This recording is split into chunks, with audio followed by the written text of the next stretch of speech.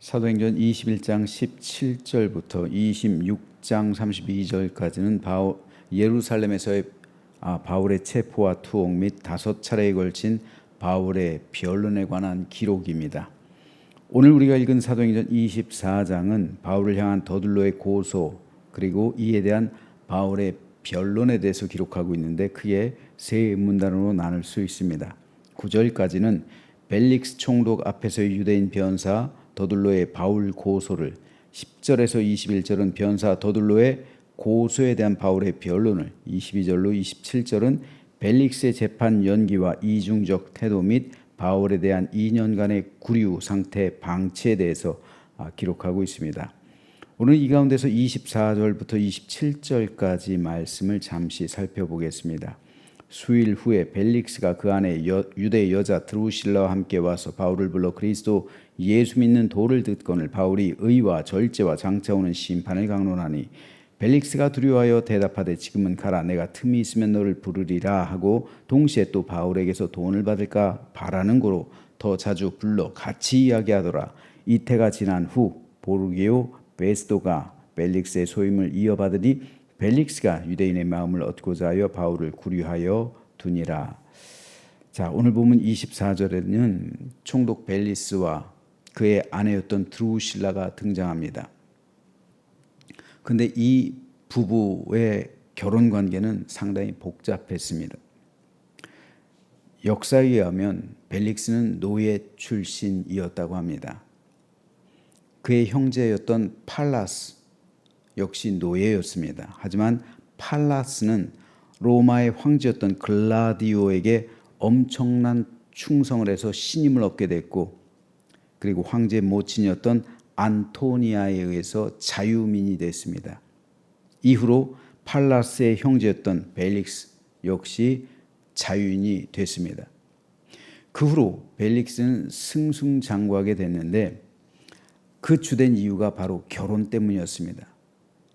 그는 3명의 여인들과 결혼하고 이혼하기를 반복했는데 이 여인들은 모두 상류층 여인이었습니다. 그래서 결혼할 때마다 신분이 상승했어요.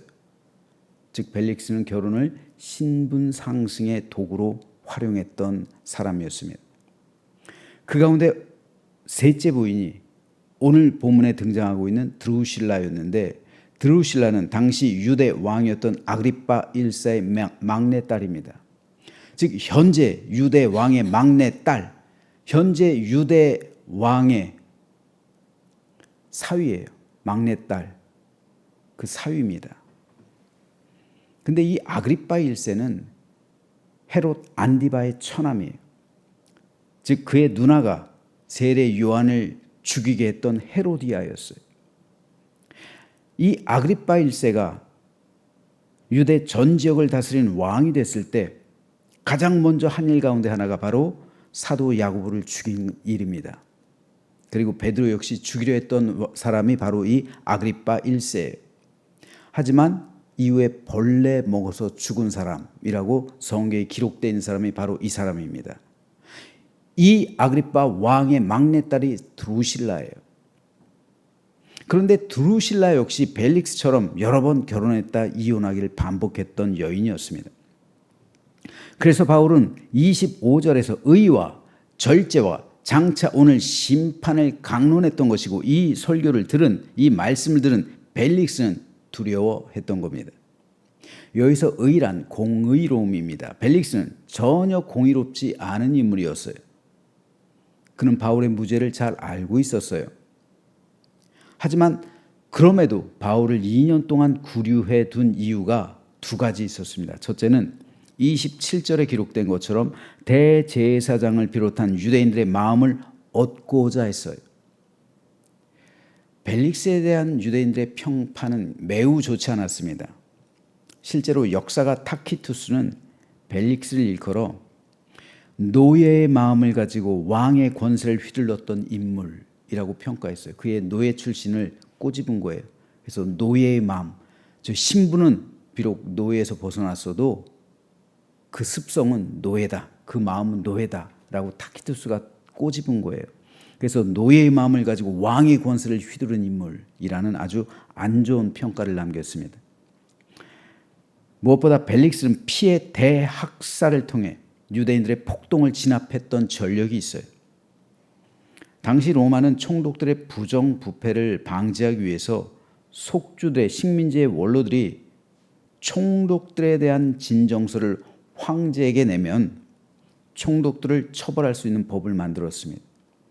그래서 벨릭스는 자신이 저지른 과오가 있기 때문에 유대인들의 눈치를 살핀 거예요. 그래서 유대인들이 고소한 바울을 방면하지 않고 무죄인지 알면서도 구류해 놨던 겁니다. 유대인들의 눈치를 본 거죠. 둘째로 벨릭스가 바울을 2년 동안이나 구류해 놓은 이유는 26절에 있는 것처럼 바울에게서 뇌물을 받기 원해서였습니다. 기록에 의하면 이 벨릭스가 로마에 대한 반란을 일으킨 자들에게 뇌물을 받고 그들을 방면해 주었다는 그런 기록이 있습니다. 그만큼 돈을 밝힌 거예요. 아마 바울이 뒷돈을 주었더라면 그 즉시 바울은 무죄로 방면됐을 겁니다. 하지만 바울은 그러지 않았습니다. 그리고 가이사에게 호소해서 결국 로마로 가게 되었습니다. 그래서 바울은 벨릭스에게 공의로움에 대해서 설교한 거예요. 또한 바울은 벨릭스에게 절제에 대해서도 설교했는데 그 이유는 벨릭스와 그의 아내 드루실라의 삶이 절제와는 거리가 먼 부도덕하고 비윤리적인 삶을 살았기 때문입니다. 바울은 의롭지 않고 절제함이 없으면 하나님의 심판을 받게 될 것이라고 설교한 거예요. 그래서 이 말을 들은 벨릭스는 잠시나마 두려워했습니다. 하지만 결국 벨릭스와 그의 아내 드루실라는 바울의 말에 귀를 기울이지 않았습니다. 그리고 악한 길을 계속 선택해서 걸어갔습니다. 그 결과 벨릭스는 얼마 되지 않아 로마로 소환됐습니다. 유대 원로들이 황제에게 벨릭스의 악행을 고발했기 때문입니다. 근데 이 당시 황제가 유명한 폭군 네로예요. 네로는 자신의 엄마 그리고 아내를 죽일 정도로 잔인한 인물이었습니다. 그럼에도 네로가 벨릭스에게 별다른 처분을 내리지 않아요. 왜냐하면 아직까지 벨릭스의 형제였던 팔라스가 네로에게 충성을 하고 있었기 때문에 팔라스가 네로에게 간언을 했기 때문에 그의 형제 벨릭스는 별다른 처분을 받지는 않았습니다. 하지만 그와 그의 아내 드루실라는 그들의 아들과 함께 폼페이로 추방됩니다. 폼페이에서 무슨 일이 있어요? 주 79년에 베수비오 화산이 폭발해죠. 그래서 폼페이가 잿더미가 됩니다. 그때 벨릭스와 그의 아내 드루실라 그리고 그의 아들은 그 폭발에 의해서 죽었다라고 역사가 요세푸스는 기록합니다. 바울이 강론한 심판 그대로 심판받은 거예요. 하지만 이 죽음은 진정한 심판이 아닙니다. 진짜 심판은 죽음 너머에 있죠.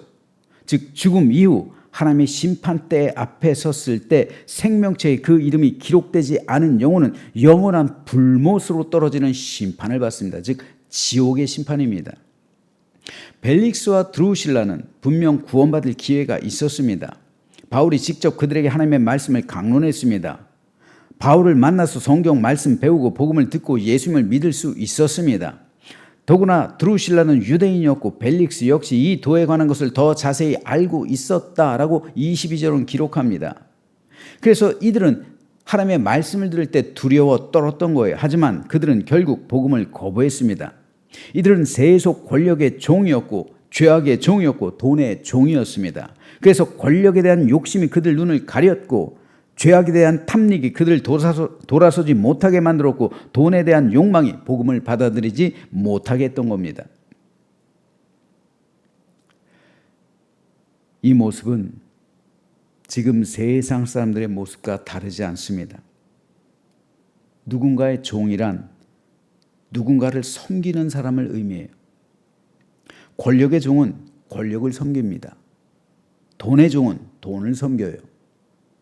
죄의 종은 죄를 섬기고 정욕의 종은 정욕을 섬깁니다. 사람들은 자신이 섬기는 대상을 위해 열심히 살아가요. 바로 이것이 복음을 받아들이지 못하게 하는 이유가 됩니다. 나는 돈을 섬기는데 하나님을 섬기라고 하니까 하나님 섬기지 못하는 거예요. 나는 죄를 섬기는데 공의의 길을 따르라고 하면 그 길을 걸어갈 수 없는 거죠. 나는 세상에서의 정욕과 쾌락을 추구하는데 예수 안에서의 절제의 삶을 살아가라고 한다면 그 예수님 믿지 않는 거예요. 그러니까 세상은 복음을 거부하는 겁니다. 권력에 취했고 정욕에 취했고 돈에 취했습니다. 벨릭스가 그랬고 드루실라가 그랬습니다. 그러므로 벨릭스와 드루실라는 오늘날 세속 문명 가운데 복음을 거부하고 있는 사람들을 대표합니다. 하지만 저와 여러분은 복음을 듣고 하나님의 자녀가 된 사람들입니다. 종은 그 대상을 섬긴다고 했습니다. 하지만 아들과 딸은 아버지의 것을 상속받습니다. 그러므로 우리에게 저 하늘에서의 유업은 영원한 상급으로 상속되고 있는 거예요. 그러므로 그리스도인은 바로 이 유업, 천국의 유업을 상속받았다는 이 믿음을 가지고 살아가야 합니다. 이것이 그리스도인으로서의 정체성이에요. 제가 가장 안타깝게 여기는 부분이 이 정체성이 흔들리고 있는 성도들입니다. 왜 이 세상 것에 가치를 두고 이 세상이 전부인 것처럼 살아갈까요? 그리스도인은 이 정체성이 흔들려서는 안 됩니다. 우리의 상속권, 우리의 유업은 하늘에 있는 거예요. 땅에 있지 않습니다. 세상 사람들에게 있어서 땅은 전부예요. 하지만 우리에게 있어서 땅은 일시적인 겁니다. 이 세상 살아갈 동안만 필요한 거예요. 이게 전부가 아니란 말입니다. 우리의 전부는 하늘에 있는 거예요. 그래서 주님께서는 이 세상에선 일용할 양식이면 족하다 말씀하신 거예요. 시간이 흐르고 해가 지남에 따라 하늘에 가야 할 날들이 점점 가까워지고 있습니다. 따지고 보면 오늘은 두 가지 의미가 있어요. 두 가지 의미를 가지고 오늘을 살아가면 참 좋을 것 같습니다. 첫째는 오늘은 내가 세상에서 제일 젊은 날. 그죠? 오늘의 나는 어제보다 젊을 수 없어요. 그렇죠? 그러므로 오늘은 내가 세상에 있을 때 제일 젊은 날이에요. 그 말은 동시에 뭡니까? 하루가 더 하나님 나라에 갈 때가 가까워졌다는 거예요. 또 한 가지는 그러므로 오늘 우리는 이 세상에서 가장 즐거운 날로 오늘을 보내야 돼요. 하나님께서 나와 함께 하시고 성령께서 인도하시고 주님의 은혜 안에 있기 때문에 오늘 하루를 기쁨과 감사 가운데 가장 내 생에서 행복한 날로 보낸다면 오늘이 천국 아닐까요? 그리고 이 천국은 우리의 삶 가운데 매일 이어져서 결국 우리는 구원을 이루는 삶을 살아가게 되고 그리고 하나님께서 나를 부르시는 날 기쁨으로 천국에 입성해야 합니다. 그러므로 저는 저와 여러분 모두가 거룩과 경건으로 종말론적인 삶을 살아가게 되기를 소망합니다. 그래서 하나님의 뜻을 이 땅 가운데 온전히 이루게 되고 믿음으로 승리하며 영원한 하늘 유업으로 상속받는 우리 모두가 되시기를 주님의 이름으로 축원합니다.